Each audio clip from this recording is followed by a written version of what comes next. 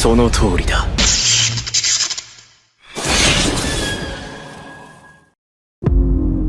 En el video anterior les expliqué cómo vivieron Rudeus, Eris, Duichard, Roxy y compañía los últimos instantes de paz antes de que la guerra por la supervivencia de los Superts estallara finalmente, poniendo frente a nuestros héroes a las figuras del tercer dios del norte, el dios Ogro, y al anterior dios del filo. ¿Funcionará la estrategia de Rudeus? Antes de descubrirlo, les recuerdo que tengo otro canal llamado Caballero Brando, en el que me dedico a explicar una variedad de historias que podrían interesarles. Sin más, empecemos. Tras su grito, el cual prometía una gloriosa victoria, Alexander Dyvak, el dios del norte, se lanzó de frente contra nuestros héroes, corriendo por el puente colgante sin pensárselo dos veces. Craso error. Al grito de Sandor, Rudeus disparó 2 cañones de piedra milimétricamente dirigidos a los postes que aseguraban la suspensión del puente, a la par que Ruichard cortó las sogas con su lanza. Y Alexander simplemente cayó dejando detrás de sí un grito ahogado. Solo el silencio reinó por unos segundos. Nadie podía creer lo que había sucedido, ni el enemigo ni nuestros héroes. ¿Ya estaba? ¿Acaso podía ser alguien tan tonto como para caer en una trampa así? Rudeus era de la opinión que casi nadie podía emerger del fondo del barranco. Había vivido un sinfín de intentos por cuenta propia, por lo que simplemente se enfocó en la siguiente fase del plan. El mago alzó una mano hacia los cielos y llamó a las nubes negras, dirigiendo un brutal torrente mágico en dirección a las mismas. Con gran concentración, comprimió el vasto cúmulo de mana en un pequeño punto y agitando su mano hacia abajo, al grito de relámpago, desató un pilar de luz grueso, monumental, que estalló en la forma de un imponente rayo.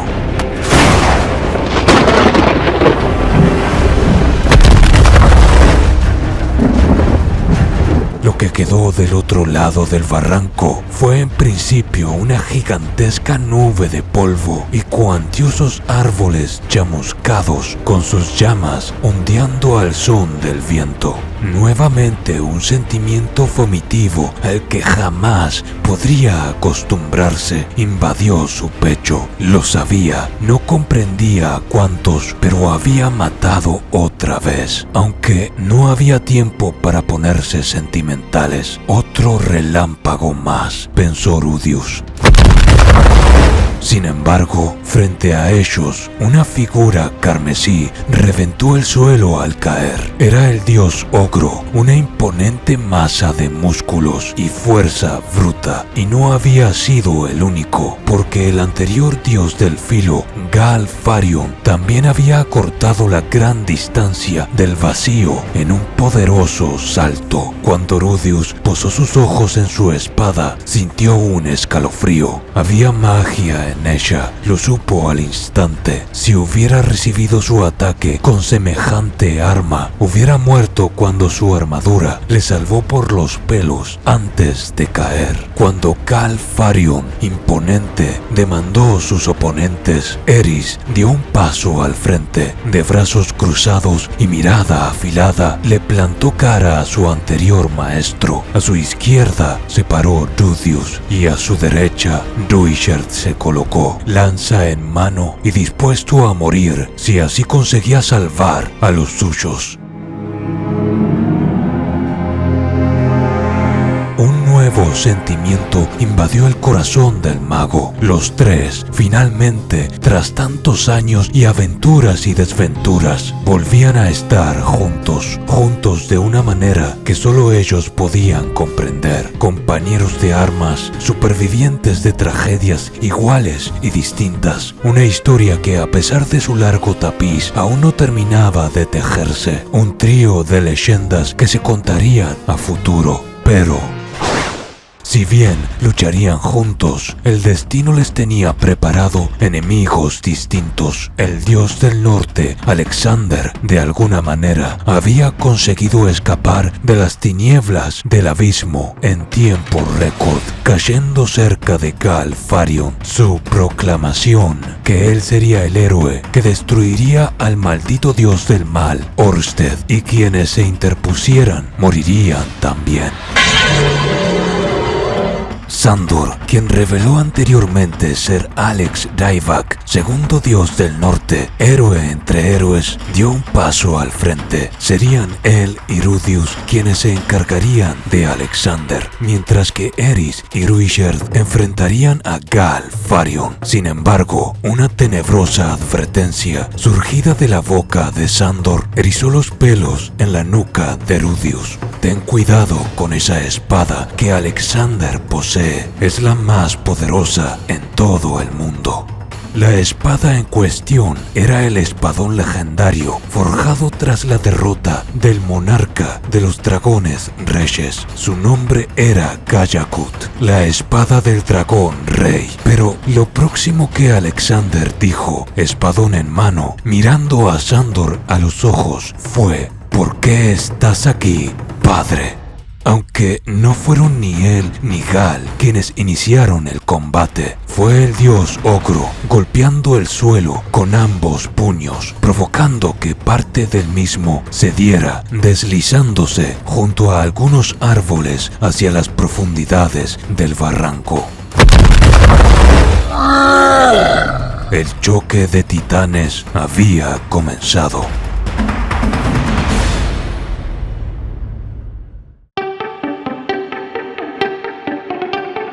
Lejos de allí, Gal Farion y Eris se internaron en el bosque en medio del caos. Habían recorrido una enorme distancia en tan solo un minuto. Gal sabía que cuando el dios ogro perdía la cabeza, no distinguía entre amigo y enemigo. Era algo así como un berserker. Lo que tomó por sorpresa a Eris era la asiduidad que su anterior maestro tenía para hablar, algo insólito para un practicante de un estilo enfocado en atacar primero y preguntar después. El ex dios del filo no desenvainó, a pesar de que Eris sí lo hizo.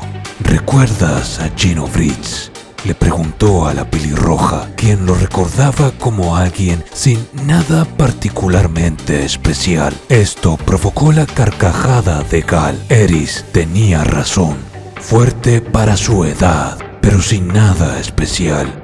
Ella ya sabía que Gino le había derrotado, haciéndose del título del dios del filo. Le dije que si quería casarse con Nina, entonces debía volverse más fuerte que yo. ¿Y qué hizo el bastardo? Pues se volvió más fuerte que yo. Las palabras de Gal eran entonadas en un motivo tragicómico, como si él mismo no pudiera creerlo. Explicó cómo su duelo con Gino acabó en tan solo un instante. Para él no existía el concepto de atacar dos veces. Su fuerza era natural. Había nacido para ser un dios del filo. Esa había sido su vida entera. Y ahora que ya no era el más fuerte, algo en él se había roto, pero su expresión se transformó de pronto en una llena de ira. Él le había confiado su sueño de derrotar a Orsted. A ella, para eso la había entrenado. Mas, desde su perspectiva, Eris se había conseguido un hombre y ahora agitaba la cola por el dios dragón. ¿Por qué diantres te confié tal sueño? Ni siquiera él lo sabía ya. Tus colmillos han sido arrancados. Encima de eso, eres la esposa número 3. ¿Te has conformado con eso? La decepción impregnaba la voz de Gal. Pero, ¿qué pensó y sintió Eris? Pues nada. ¿Y qué dijo. Tan solo eso, lo que opinara otra persona sobre sus decisiones, la traía sin cuidado. Además, ni siquiera recordaba que Gal le hubiera confiado algún sueño. Ella había entrenado para enfrentarse a Orsted y luchar a la par junto a Rudius. Todo lo demás no tenía relevancia, simplemente permaneció calmada. Así que perdiste la compostura, ¿ah?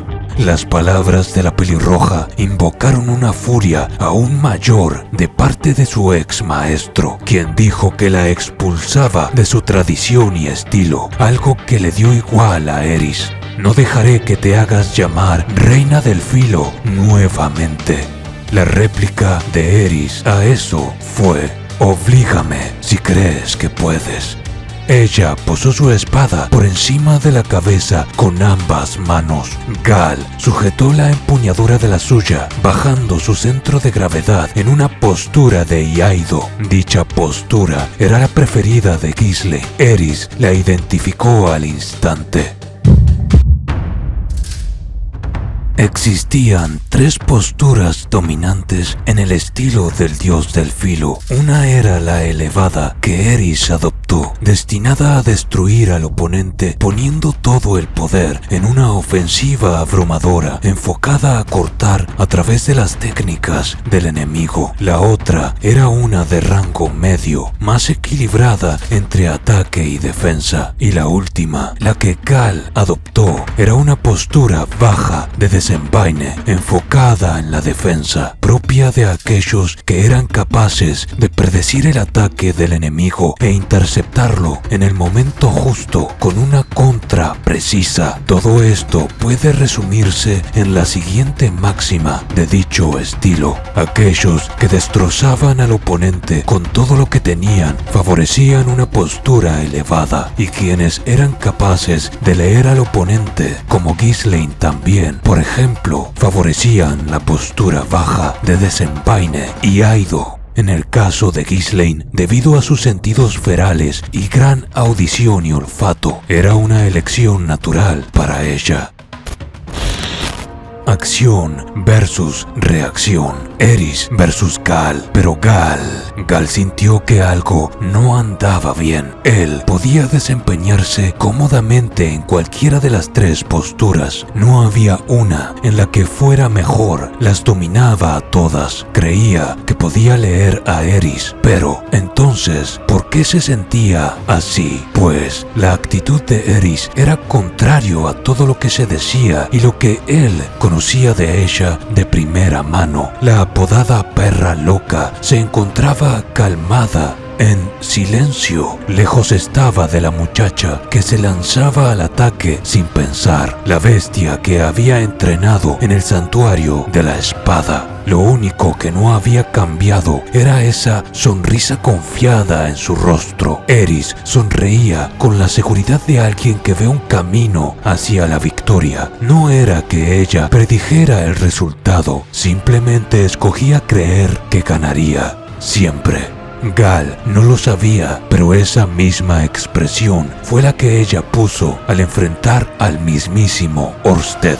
Gal permaneció en su sitio mientras Eris se aproximaba. La escena era una escandalosamente inusual. Cualquiera que conociera a esos dos no hubiera podido creer que se estaban comportando de manera opuesta a lo que se esperaba de ellos. El viento sopló, meciendo los árboles. Los sonidos distantes de batallas ocurriendo en paralelo se apagaron. Para Gal, todo lo que existía en ese momento era Eris Creerrat. Él podría haberse lanzado al ataque y cortado a la chica más rápido de lo que ella hubiera podido reaccionar, pero decidió enfrentarla con esta postura. Si una persona normal los viera de lejos, creería que no se están moviendo, pero realmente sí lo hacía, solo que milímetro a milímetro, midiendo las distancias. Ahora Eris podría atacar, pero solo la punta de las espadas de ambos se alcanzaba descansaban mutuamente, no era suficiente para un ataque decisivo. Y en el estilo del dios del filo, la filosofía era que un ataque, uno solo, ni dos ni tres, era suficiente para un auténtico maestro en la cúspide de su arte.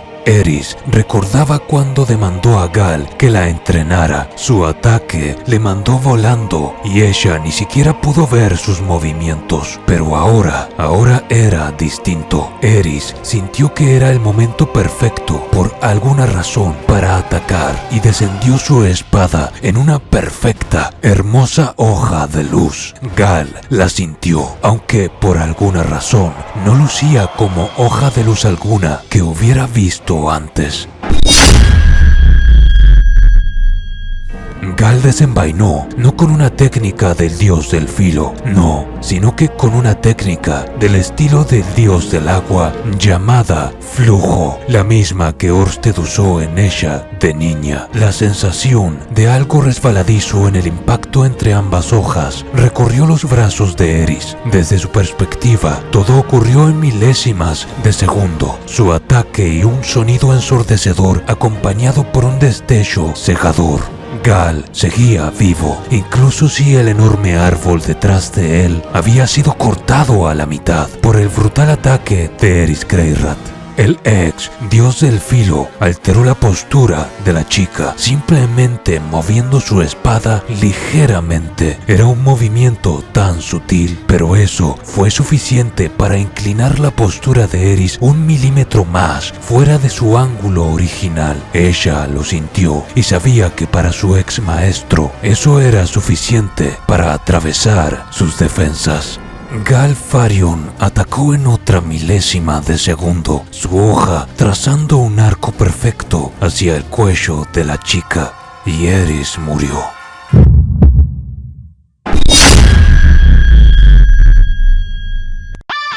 O eso hubiera sucedido, pero algo detuvo el ataque justo a un respiro de la nuca de la pelirroja. Un tridente blanco había interceptado la temible espada de Gal. Eris había podido sentir su muerte, pero nunca dudó que viviría. Los ojos de Gal se abrieron por completo al ver la figura detrás de ella. Era un guerrero de cabello verde que se había materializado a espaldas de la pelirroja como un espíritu guardián. Lo último que atinó a pensar Gal fue: si yo hubiera usado mi hoja de luz en lugar de una técnica del dios del agua.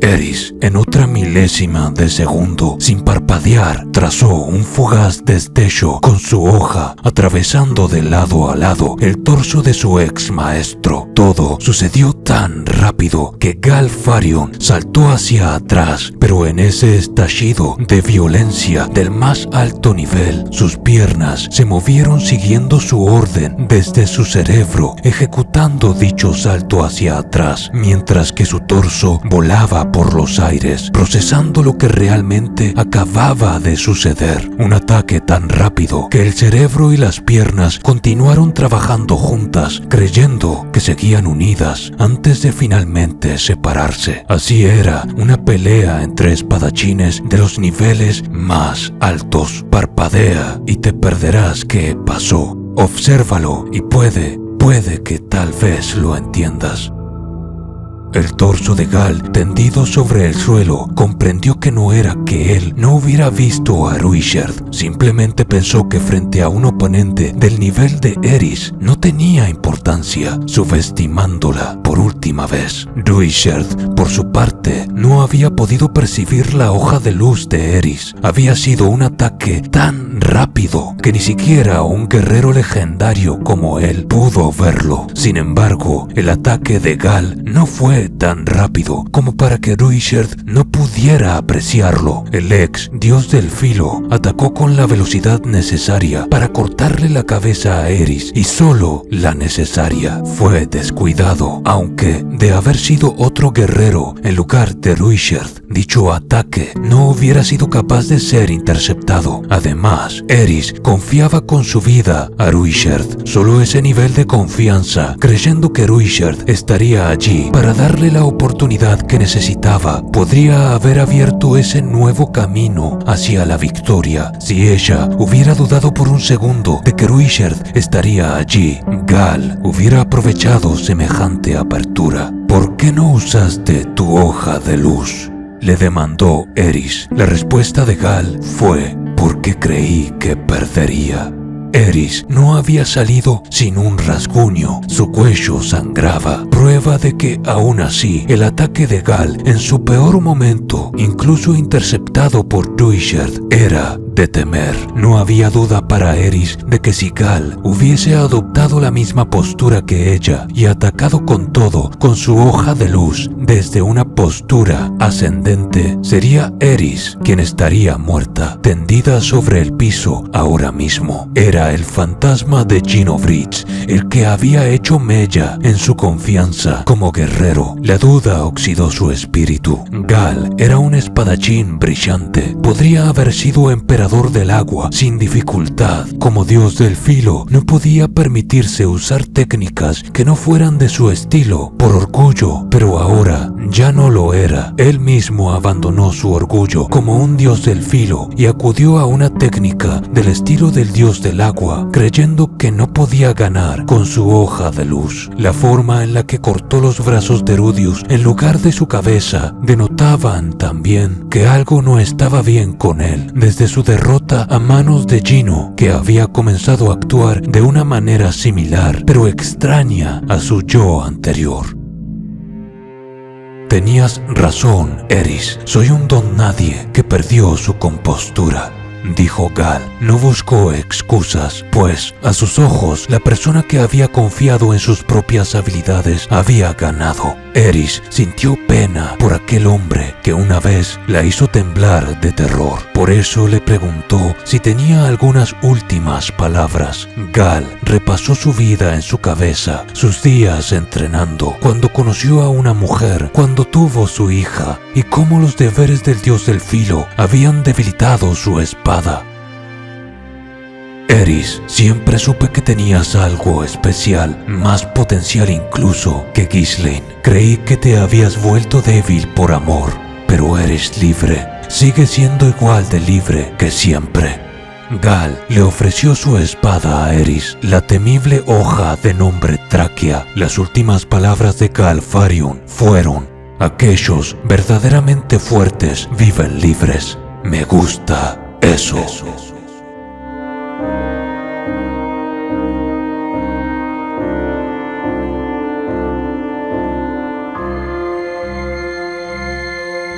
Gal Farion murió. Eris curó la herida en su cuello con un pergamino de curación de nivel básico y se alejó unos pasos junto a Ruisherd, pero repentinamente se detuvo. Miró atrás y recordó el hechizo que Rudius le había enseñado cuando era niña, el único hechizo que, en palabras del mago, al menos debía recordar: bola de fuego. Eris no se detuvo a contemplar el cuerpo de quien una vez fue uno de los espadachines más fuertes que caminó sobre la tierra. Las llamas lo consumieron mientras ella y Ruisherd se alejaban. La historia del dios del filo, Gal Farion, había llegado a su fin. Al menos, al final, había contado con una discípula que le había dedicado un último respeto.